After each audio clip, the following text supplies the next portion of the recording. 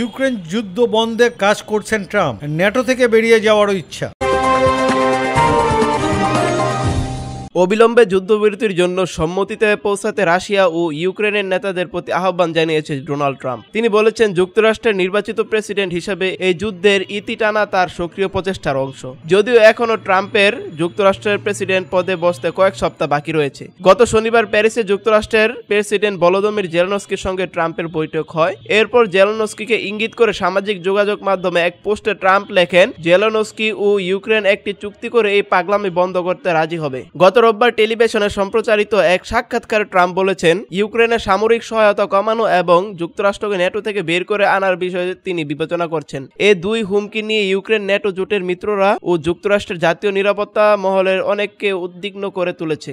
NBC টেলিভিশনের meet the press অনুষ্ঠানে ট্রাম্পকে প্রশ্ন করা হয়, প্রায় 3 বছর ধরে চলা ইউক্রেন যুদ্ধ শেষ করতে তিনি সক্রিয়ভাবে কাজ করছেন কিনা। জবাবে ট্রাম্প বলেন, আমি কাজ করছি।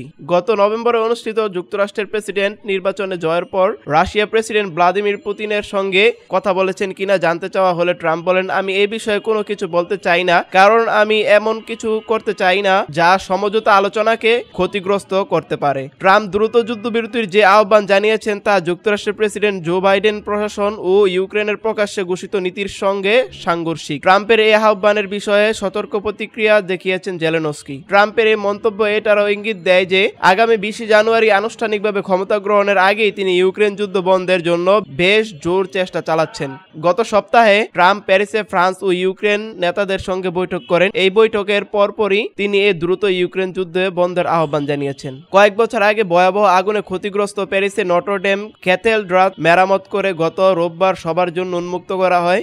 এই অনুষ্ঠানে বিশ্বের অনেক নেতা যোগ দিয়েছিলেন। তাতে যোগ দিতে ট্রাম্প ও জেলেনস্কি প্যারিসে গিয়েছিলেন, কিন্তু সেখানে ইউক্রেন বিষয়ে অভিজ্ঞ কোনো উপদেষ্টাকে ট্রাম্পের সঙ্গে দেখা যায়নি। এই বৈঠকের পর ট্রাম্প নিজের মালিকানাধীন সামাজিক যোগাযোগ মাধ্যম ট্রুথ সোশ্যালেও লেখেন, কিয়েভ একটি চুক্তি করতে রাজি হবে। তিনি আরও লেখেন, অবিলম্বে যুদ্ধবিরতি হওয়া উচিত আর এ জন্য আলোচনা শুরু হওয়া উচিত। ট্রাম্প আরও লিখেছেন, ভ্লাদিমির পুতিনকে আমি ভালো করেই জানি, এখনই তার পদক্ষেপ নেওয়ার সময়। চীন সহায়তা করতে পারে, বিশ্ব অপেক্ষা করছে। গত শনিবার প্যারিসে ফ্রান্সের প্রেসিডেন্ট এমানুয়েল মাখো ও ট্রাম্পের সঙ্গে বৈঠকের গঠনমূলক বলে মন্তব্য করেন জেলেনস্কি। তবে বৈঠকে আলোচনার বিষয়ে বিস্তারিত কিছু জানাননি তিনি। জেলেনস্কি বারবার বলে আসছেন, ইউক্রেনের ন্যায্য ও দীর্ঘস্থায়ী শান্তি চুক্তি দরকার, যা রুশরা কয়েক বছরের মধ্যে ভঙ্গ করতে পারবে না। গত রোববার মেসেজিং অ্যাপ টেলিগ্রামে জেলেনস্কি লিখেছেন, আমরা যখন রাশিয়ার সঙ্গে কার্যকর শান্তি চুক্তির কথা বলবো, প্রথমে বলতে হবে কার্যকর শান্তির নিশ্চয়তা বিষয়ে। অন্য যে কারো চেয়ে ইউক্রেন বেশি শান্তি চায়। রাশিয়াই আমাদের ভূখণ্ডর যুদ্ধ নিয়ে এসেছে।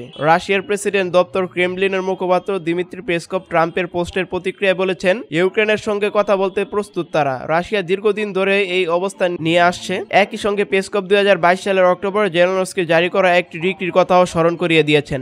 ওই ডিক্রিতে বলা হয়, পুতিন যতদিন রাশিয়ার নেতৃত্বে থাকছেন ততদিন কোনো আলোচনা অসম্ভব। পুতিনের একটি ঘোষণার পরই জেলেনস্কি এই ডিক্রি জারি করেছিলেন, যে সময় রুশ প্রেসিডেন্ট অধিকৃত ইউক্রেনের 4টি অঞ্চলকে রাশিয়ার অংশ বলে ঘোষণা করেছিলেন। মস্কোর এই ঘোষণাকে ইউক্রেনের সার্বভৌমত্বের সুস্পষ্ট লঙ্ঘন বলে মনে করে কিয়েভ ও পশ্চিমা দেশগুলো। রোববার সম্প্রচারিত এনবিসি সাক্ষাৎকারটি ধারণ করা হয় গত শুক্রবার, অর্থাৎ ট্রাম্পের প্যারিস সফরের আগে।